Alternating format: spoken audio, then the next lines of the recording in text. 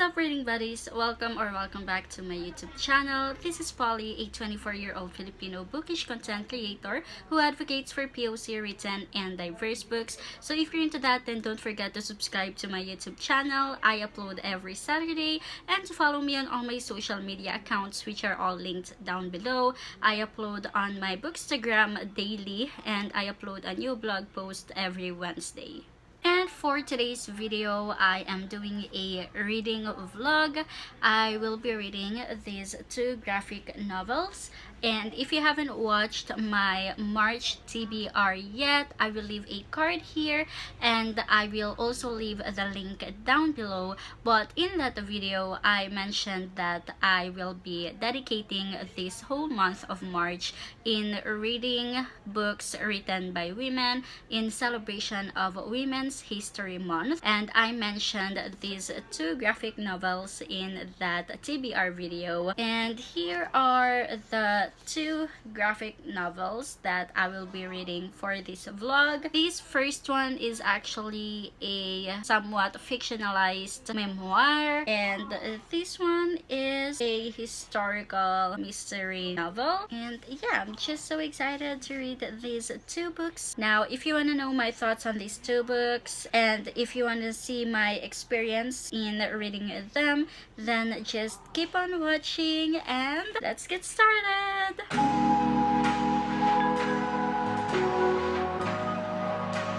So I'm gonna start with Aldevo by Cece. And as I've mentioned earlier, this is a somehow fictionalized memoir written by Cece.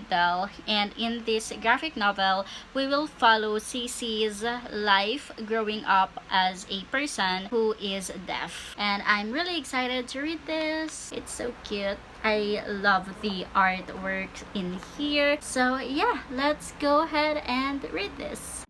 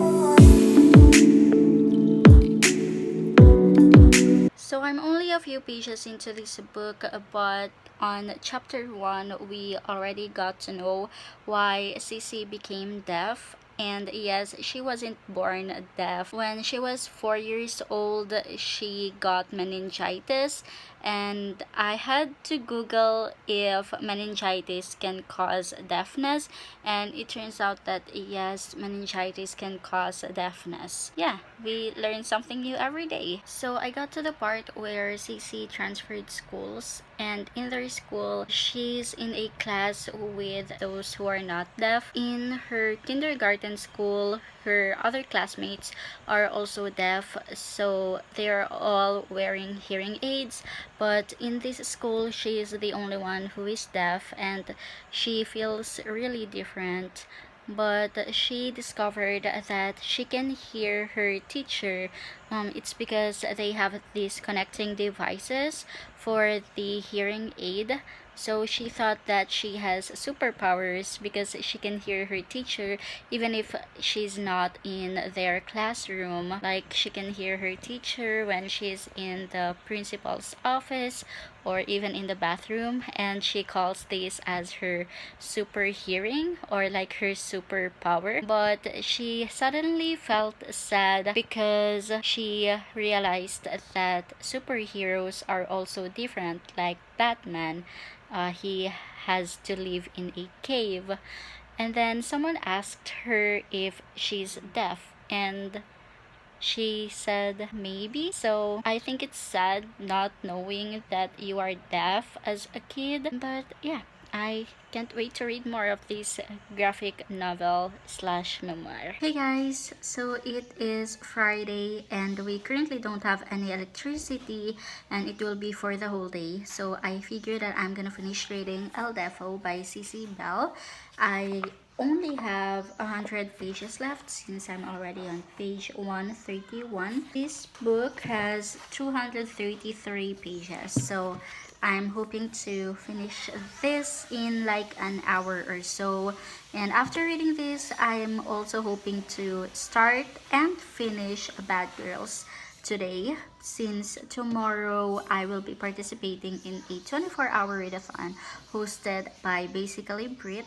So I really want to start a new book for the readathon tomorrow. Also, just a quick reading update on LDFO. I finally got to the part where Cece found a true friend in one of their neighbors, and it's like the most wholesome thing ever. And I just cannot wait to read more of their friendship, and I hope that their friendship will last, since Cece has had like 2 failed friendships already so far into this book.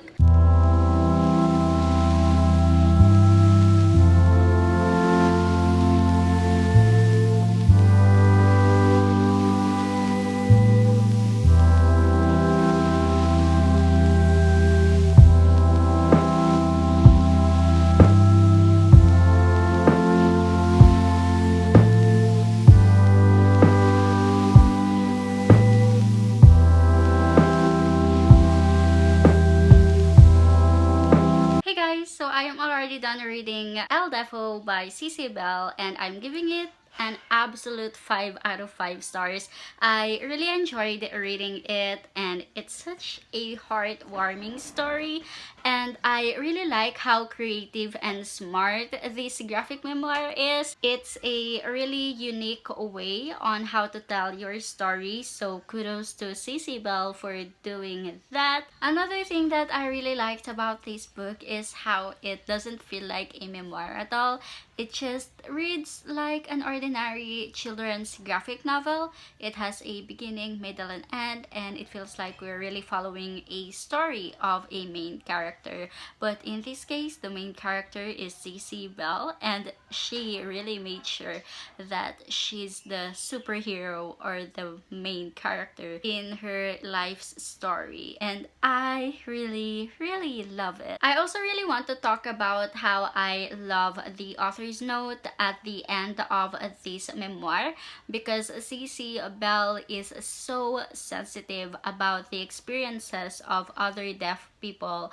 Like, she really considers and respects how her experience as a deaf person is totally different from the experience of other deaf persons. And in her story, she really started to view her deafness as a sort of a superpower, since she discovered that with the help of the microphone that's attached to her hearing aids, she can hear her teacher wherever she is in their school building. And then she also started to discover and experiment this further with her neighbor Mike, and that's when she started to sort of go out of her bubble of being always alone, and that's when she started to make some friends, because her classmates and the other kids in their neighborhood think that it's so cool that she has this sort of a superpower. And I was just really glad for Cece when I read that part. If you are looking to diversify your shelves and would like to read a non-fiction but you cannot commit to it, I would highly recommend that you check out Aldevo by Cece. It's just so easy to get into, and it's just so fun to read. You'll really enjoy reading through Cece's story, and you will just feel like a child again reading her stories when she's in middle school.